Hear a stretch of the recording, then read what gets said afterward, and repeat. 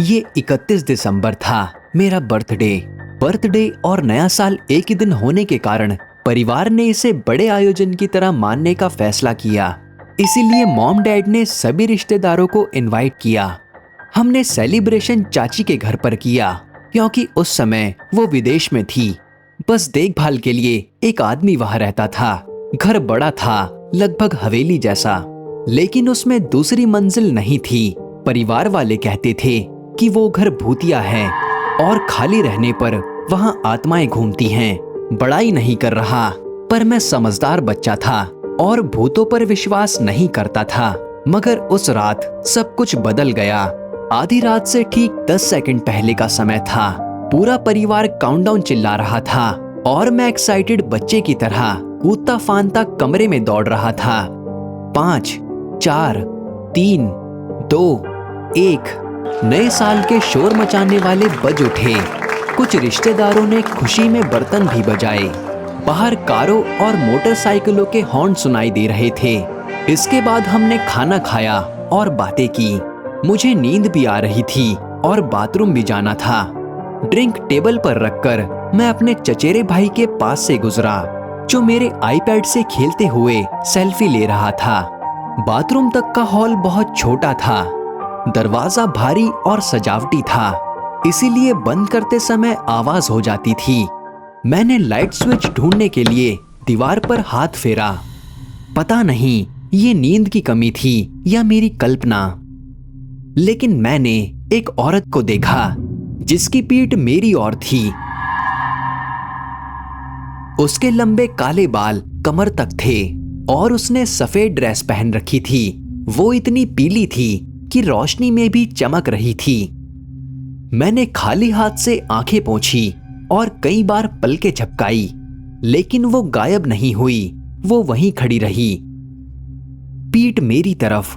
मैंने धीरे से दरवाजा अपनी ओर खींचा, इतना कि बस बंद होने ही वाला था। गहरी सांस लेकर मैंने फिर से दरवाजा खोला। वो औरत अब भी वहीं थी। उसने धीरे से सिर घुमाया और मैं तुरंत दरवाजा बंद कर परिवार की ओर भागा। सब बेफिक्र बातें कर रहे थे और वाइन पी रहे थे। मैं सोफे पर बैठ गया, लेकिन ठंड के बावजूद भी पसीना आ रहा था। कुछ मिनट बाद मैं थोड़ा शांत हुआ। तभी मेरे कजिन की चीख सुनाई दी और सब उसकी ओर मुड़ गए। उसने मेरे आईपैड की तरफ इशारा किया। वो डरा और अविश्वास में था। जब मैंने उसकी सेल्फी देखी तो मेरी धड़कन थम गई। वही औरत, काले बाल, सफेद ड्रेस, पीली त्वचा, बाथरूम की ओर जाती हुई दिखी। मुझे पता था कि उसने एडिट नहीं किया था। उसके पास कोई खास एडिटिंग ऐप भी नहीं था। लगभग हर तस्वीर में वो औरत चलती हुई दिख रही थी। उसने सारी तस्वीरें डिलीट कर दी और मुझे अब भी बाथरूम जाना था। मैं अकेले वापस नहीं जाना चाहता था, इसीलिए मॉम से साथ चलने को कहा। वो नाराज थी कि मैंने उनसे दरवाजा खुलवाया और पेशाब करते समय उन्हें पास खड़ा रखा। अगर उस दिन मैंने जो देखा वो सिर्फ नींद की कमी से उपजी कल्पना थी, तो मेरे आईपैड ने क्या कैप्चर किया? इतना तय है कि मैं अब भूतों पर विश्वास करता हूँ।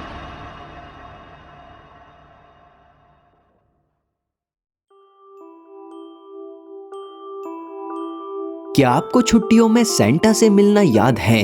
क्या आपको याद है कि आप उनकी गोद में बैठकर उन्हें बताते थे कि क्रिसमस पर क्या चाहिए?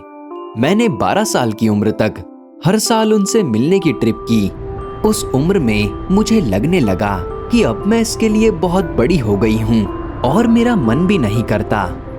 इतने सालों में मिले कई सेंटा में से एक ऐसा था जिसे मैं कभी नहीं भूल सकती। आज भी उसके बारे में सोचकर मुझे बेचैनी होती है। तब मैं सिर्फ 4 साल की थी।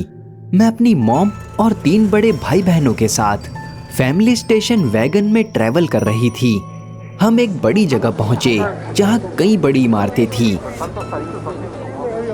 मुझे याद है कि मुझे अपनी उम्र के दूसरे बच्चों के साथ एक ग्रुप में रखा गया। मेरी मॉम और भाई बहन कहीं और चले गए और हमें एक औरत की देखरेख में छोड़ दिया गया। हम उसके पीछे लाइन में खड़े हो गए और मुझे याद है कि मैं सबसे पीछे थी। फिर वो औरत हमें एक इमारत के अंदर ले गई। अंदर का माहौल स्कूल जैसा था। चलते हुए मेरी नज़र एक कमरे पर पड़ी जो कि पूरी तरह से अंधेरा था। मुझे कमरे से एक आवाज़ सुनाई दी, जैसे किसी ने मुझे बुलाया हो। उस उम्र में मैं जिज्ञासु थी, इसीलिए मैं दरवाजे पर रुक गई। मैंने बच्चों को दूसरे कमरे में जाते देखा। उस वक्त मुझे अपने ग्रुप के साथ जाना चाहिए था, लेकिन मैं नहीं गई। मैं अंधेरे कमरे की ओर बढ़ती रही। तभी फिर आवाज आई। मैं ये सोचने लगी कि कोई राक्षस है। फिर आवाज बोली, सुनो, डरो मत, मुझसे डरो मत। अचानक लाइटें जल गई। एक कुर्सी पर सेंटा क्लॉज बैठे थे। सेंटा! मैं खुशी से चिल्ला उठी। मेरा डर पूरी तरह से खत्म हो गया था। मैं उनके पास गई और उन्हें देखकर बहुत खुश हुई।